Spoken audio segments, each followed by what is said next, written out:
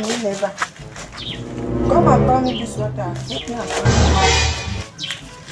Jesus.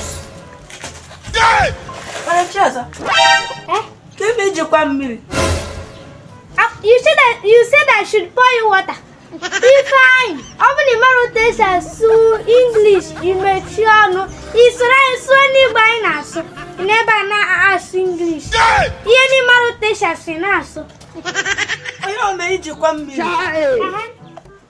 Only Marotation English immature is one I so ni by naso.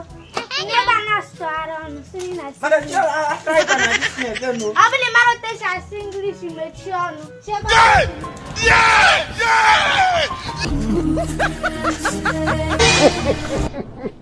He shock you.